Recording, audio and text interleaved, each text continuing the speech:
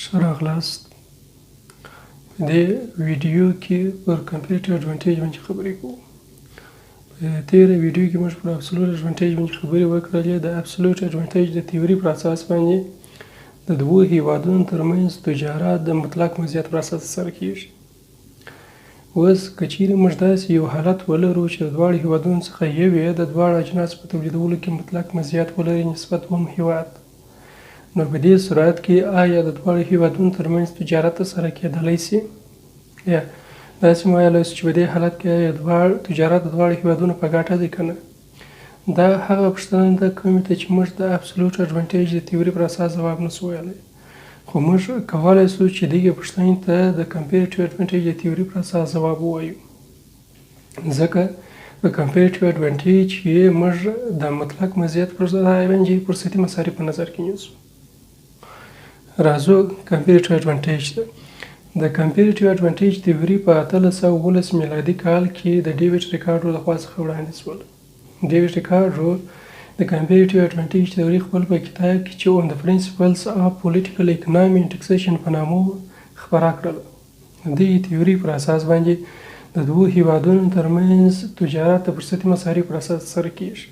اساس یې فرصتي مصارف دي. کمپیریټیو اډوانټیج څه ده؟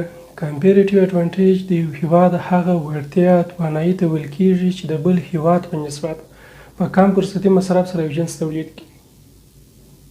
کوم هیواد چې په لږو فرصتي مصارف سره یو جنس د بل هیواد په نسبت تولیدولی شي، موږ وایو چې نوموړی هیواد د یا جنس په تولیدولو کې نسبي مزیت لري یا کمپیریټیو اډوانټیج لري. اوس فرصتي مصرف یا اپورچونیټي کاسټ څه دی؟ د یو جنس د تولیدولو په مقابل کې چې یو هیواد د کم جنس څخه تیریږي هغه جنس ته د لومړي جنس اپورچونیټي کاسټ یا فرصتي مصرف ویل کېږي. مثال خبرې یو هیواد ایکس دوه اجناس تولیدوي، که چیرې تولیدولی شي، که چیرې دا هیواد وغواړي چې د ایکس جنس تولید کړي، نو دی به د وای د جنس د تولیدولو څخه تیریږي. نو موږ وایو چې د وای جنس د ایکس جنس فرصتي مصرف دی. راځو د دغې تیوري فرضیو ته assumptions ته راځو. اول چې دی اوله فرضیه 2:1 موډل دی. د تیرې ویډیو په تعقیب باندې د دوو څخه مو هدف چې دی دوه اجناس دي، دوم دوه څخه مو هدف دوه هیواد دي، د یوه څخه مو هدف د تولید یو عامل دی چې هغه کارګر دی. دوهم فرضیه لیبر موبیلیټي ده. کارګر کولی شي هیواد په دننه کې د یوه صنعت څخه بل صنعت ته یا د یوې فابریکې څخه بلې فابریکې ته ولاړ شي. درېیمه فرضیه ټکنالوژي لیول از کانسټنټ. درېیم فرضیه دا چې د هیواد په داخل کې د ټکنالوژي سطح چې ده ثابته ده. هیوادونو ترمنځ ټکنالوژي فرق کوي، مګر د هیواد په داخل کې ټول صنعتونه ټول فابریکو لپاره ټکنالوژي یو ډول. څلورم فرضیه نو ټرانسپورټیشن کاسټ. په دې کې تیوري کې موږ ترانسپورټ مصارف په نظر کې نه نیسو. پنځمه فرضیه لیبر از ایکولی پروډکټیو ټو پروډیوس بوث ګوډز. پنځم فرضیه دا دی چې کارګر د دواړو اجناسو په تولیدولو کې په یوه اندازه مولد دی. البته دغه کارګر چې موږ وایو د هیواد په داخل کې مو کارګر هدف دی. د یوه هیواد کارګر د بل هیواد کارګر سره فرق کوي، مګر د هیواد په داخل کې ټول کارګران یو ډول دي، مولدیت یې سره مساوي دی. راځو دغه تیوري په عددي مثالونو په ذریعه سره واضح کوو.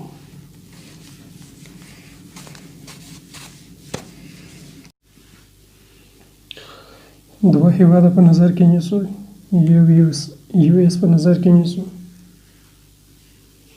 او بل انډیا.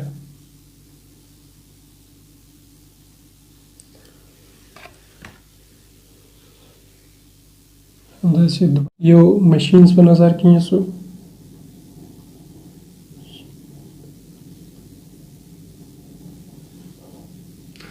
او بل ټوکر.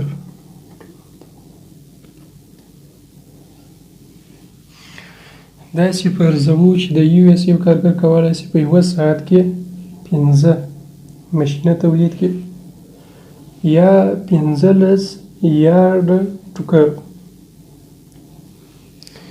د انډیا یو کارګر داسې فرضوو چې کولی شي په یوه ساعت کې یو ماشین تولید کړي یا 15 یارډ ټوکر.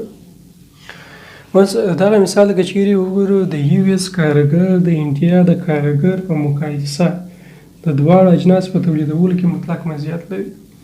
یو ایس یو کارګر 15 ماشینه په یوه ساعت کې تولیدولی شي، د انډیا د یو. د یو اس یو کارګر 15 یارډ ټوکر په یوه ساعت کې تولیدولی شي، د انډیا یو کارګر 5.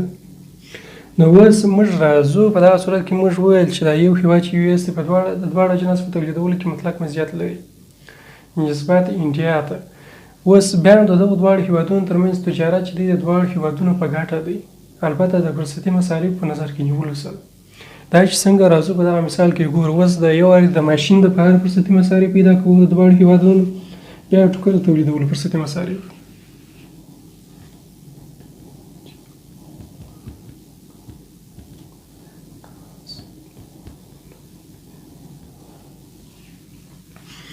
د ماشین د فرصتي مصارفو د پیدا کولو لپاره دواړه طرفونه پر 500 باندې ویشو.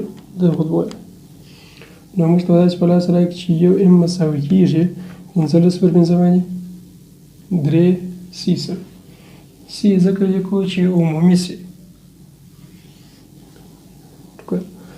او د انډیا لپاره که چیرې بیا راسو لیکو چې یو ام مساوي کېږي په 15 سی سره. فرصتي مصارف پیدا کوو د ټوکر د تولیدولو ده.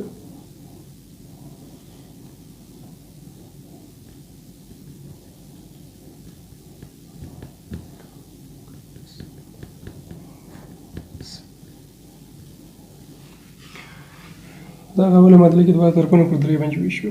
نو ولیکو چې یو سی مساوي کېږي یو پر 3 ام سره. دا ځای کې ولیکو چې یو سی مساوي کېږي یو پر 15 ام سره. اوس راځو دا فرصتي مصارف سره مقایسه کوو. یو اس که چیرې غواړي چې ماشینونه تولید کړي نو د یوه ماشین تولیدولو په مقابل کې به د 3 واحده ټوکر څخه تېرېږي. انډیا که چیرې غواړي چې ماشینونه تولید کړي نو د یوه ماشین تولیدولو په مقابل کې به د 15 واحده ټوکر څخه تېرېږي. په دغه ځای کې موږ وینو چې د یو اس د ماشین د تولیدولو فرصتي مصارف د انډیا په مقایسه کم دي. نو موږ وایو چې یو اس باید ماشینونه تولید کړي. ولې باید ماشین تولید کړي؟ ځکه فرصتي مصرف یې کم دی د انډیا په نسبت. ټوکر ته که راسو، یو اس که چیرې غواړي چې یو واحد ټوکر تولید کړي نو د ماشین 3مه برخه باید د لاسه ورکړي. انډیا که چیرې غواړي ټوکر تولید کړي نو د ماشین 5مه برخه به د لاسه ورکوي. په دې ځای کې بیا چیرې که موږ وګورو نو د انډیا د ټوکر د تولیدولو فرصتي مصارف د یو اس په نسبت کم دي.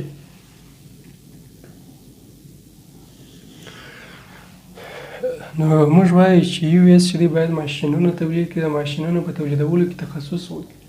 انډیا باید ټوکر تولید کړي، ټوکر په تولیدولو کې تخصص وکړي، وروسته یو د بل سره تجارت وکړي، تجارت څخه به دواړه هېوادونه ګټه ترلاسه کړي. څنګه؟ راځو ګورئ اوس داسې فرضوو چې د دواړو هېوادونو ترمنځ تجارت کې یو ام مساوي کېږي یا یو ام چې د یو ماشین تبادله کېږي د 4 واحده ټوکر سره. دغه اړیکه مو څنګه لاسته راوړله؟ د دې د فرصتي مصارفو پر اساس. د ماشینو خرڅوونکی چې دی یا ورکوونکی چې دی صادروونکی هغه پخپله یو اس دی، فرصتي مصرف یې 3 سی ده. انډیا چې د ماشین واردوونکی د هغه فرصتي مصرف 5 سی دی. نو د تبادلې اړیکه باید د 3 سی او 5 سی ترمنځ په جزا کې موږ 4 سی په نظر کې نیسو. اوس راځو ګورئ یو اس که چیرې پخپله په داخل کې تولید کوي ډومیسټیک، دوی کولی شي چې 15 ماشینونه تولید کړي یا 15 یارډ ټوکر، یعنې دی کولی شي 15 ماشینه یا 15 یارډ ټوکر تولید کړي. اوس که دی چې تجارت کوي د انډیا سره،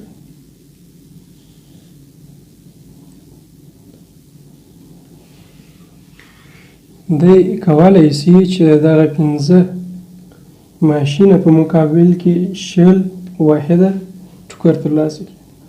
نو په دغه ځای کې یو اس 15 واحده ټوکر ګټه ترلاسه کړه، 15 واحده یې ګټه وکړل. انډیا ته که چیرې راسو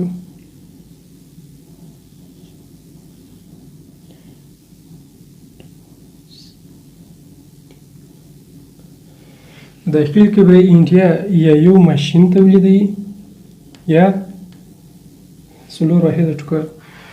تاسې هم ویلی شو که چیرې انډیا غواړي چې یو ماشین تولید کړي، د یوه ماشین په مقابل کې به دی البته 4 نه 15 واحده ټوکر به دی د لاس ورکوي. اوس که چیرې راسو تجارت ته، کله چې انډیا د یو اس سره تجارت کوي انډیا کولی شي چې دغه یو ماشین د 4 واحده ټوکر په مقابل کې ترلاسه کړي. نو انډیا د تجارت څخه یو واحد ټوکر ګټه ترلاسه کړه. دا مثال کې موږ ولیدلی چې په نسبي مزیت یا د کمپیریټیو اډوانټیج په تیوري کې موږ فرصتي مصارف په نظر کې نیسو.